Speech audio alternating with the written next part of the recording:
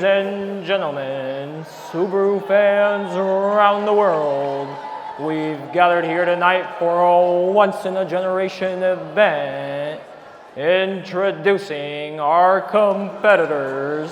In the blue corner, the current reigning WRX world champion, weighing in at 3,272 pounds, making 268 horsepower, the 2018 Subaru WRX. In the red corner, the #1 contender, weighing in at 3,320 pounds, making 271 horsepower, the 2022 Subaru WRX. Are our contestants ready? Oh, let's get ready to rumble! Haha, get it? Rumble?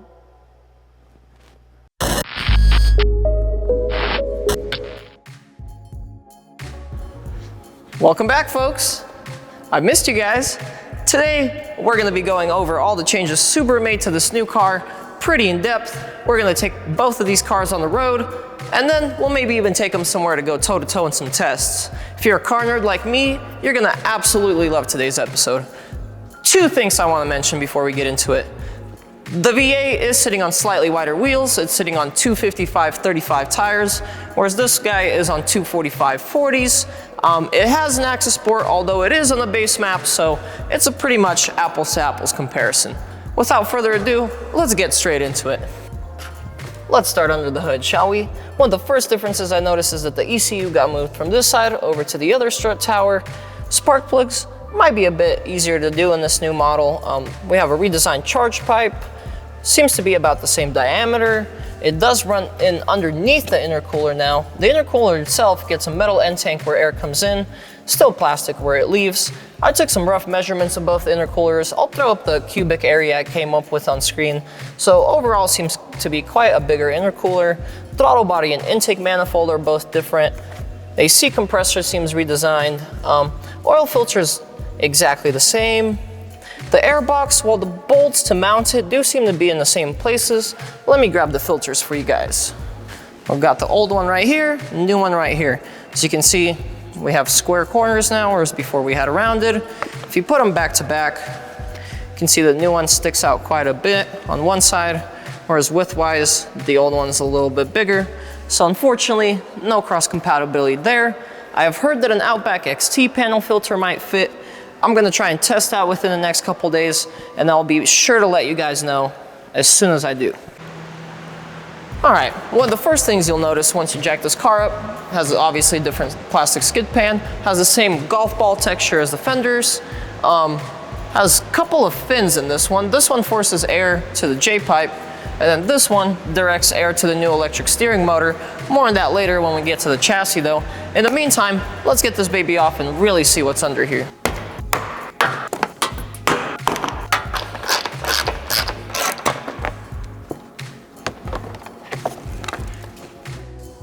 All right, no more Barbie's Playhouse under here. This inlet is metal.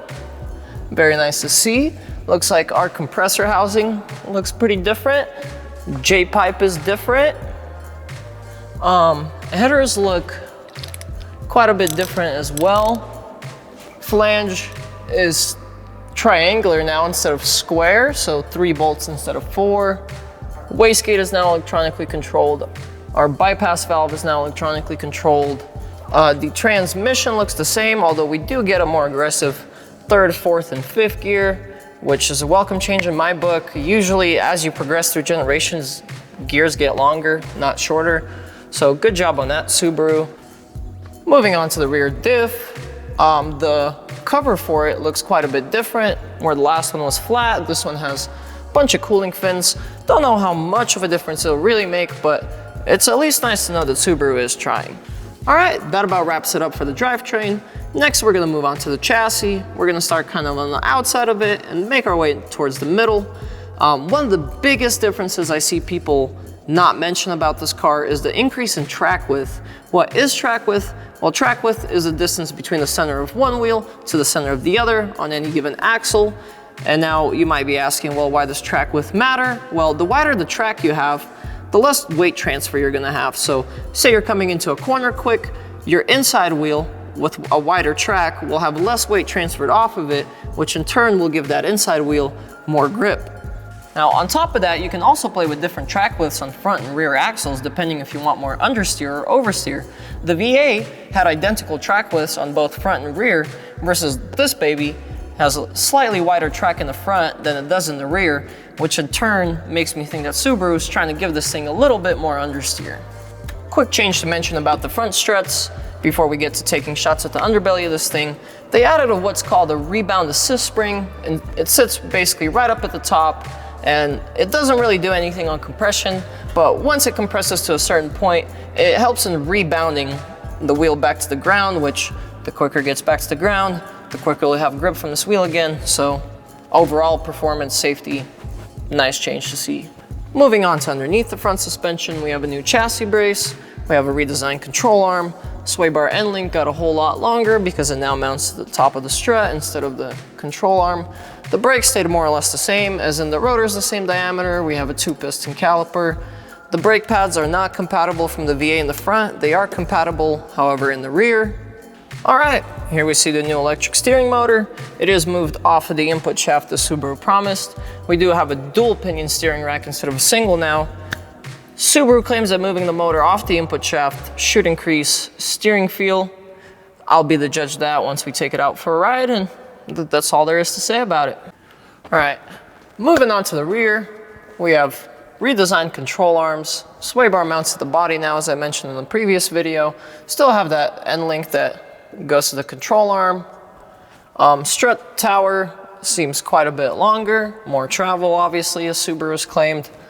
And for the most part, that is about it. Alrighty, that about does it.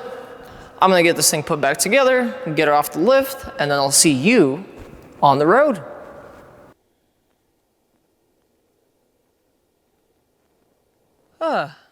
What a sight. Welcome to Immigration Canyon, my friends, named after the first group of Mormon pioneers that moved into Salt Lake Valley through this canyon. I'm not here to bore you with history lessons. All you should really know about Immigration is that it's the most accessible canyon from Salt Lake City, filled with hairpins, long sweeping turns, some nice straights, about 1,400 feet of elevation gain. And I just got done taking the VA up and down this. Not gonna bore you with that footage, just gonna hop in this and let you know how I feel it compares. All right. Actually, I had quite a few people stop to admire it, take some photos in between that last taken right now, which I'm more than glad to let people do. You know, to my knowledge, I think this might be the first one in Utah. Let's get into some of the changes. The very first change I immediately noticed was the clutch is a lot more linear in this car. Felt like in the V8 before it bit, it was kind of reluctant to come out. I don't know if that's just our shop VA's problem or is that every VA, but that's something I definitely noticed right off the bat. The second biggest difference is for sure the rev hang. In the V8, I'd push the clutch in, put it in a different gear, and then I'd sit there and stare at the RPM gauge and wait, and I let out. Versus in this car, like, there, I just shifted. It was that quick, it was smooth, didn't bang that gear whatsoever. It feels so smooth in corners, it feels planted, doesn't roll too much. Even though the suspension has more travel, I feel like it rolls less than the V8 for sure. Right, power delivery wise, this car definitely feels a lot smoother. Like, as soon as the turbo spools up, from there on, it just feels like a flat curve. I mean, I've seen dyno sheets, I know it's a flat curve, but it feels exactly the same when you're driving it.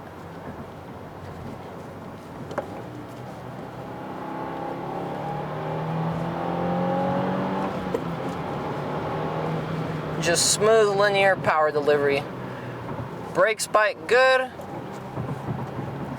Brake feedback's pretty, in both cars, I'd say. My favorite hairpins right here.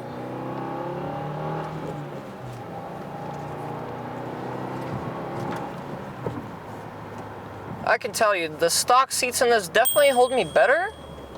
I felt like in the V8, my shoulders would want to just kind of wander around and slip out, versus in this car, the top half of my torso definitely feels a bit more planted. The bottom half is absolutely not going anywhere. All right, we're about to hit one of the worst stretches of road in all of Salt Lake, I'm pretty sure. It's just a turn lane before a stoplight. Huh. Honestly, not bad at all. Definitely takes bumps a lot better than the VA.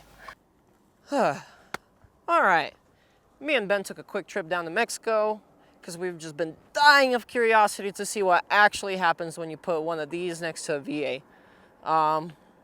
We'll do a couple roll races, throw in maybe a 40-0 brake test, and without further ado, let's see what happens.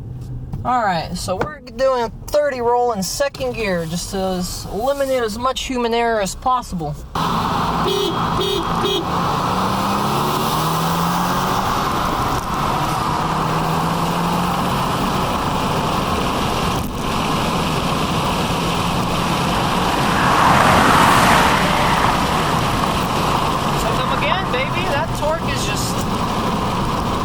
That torque just does the work, brother.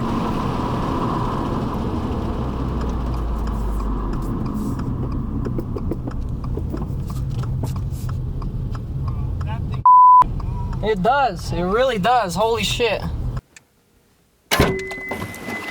All right. I hope you guys enjoyed this comparison, as well as what might just have been the quietest internal combustion race ever. I want to give a quick thanks to Ben, our most handsome wholesale rep, for coming in on his day off to help me film this whole thing. Make sure to give us a like, hit that subscribe button, and I will catch you guys in the next one.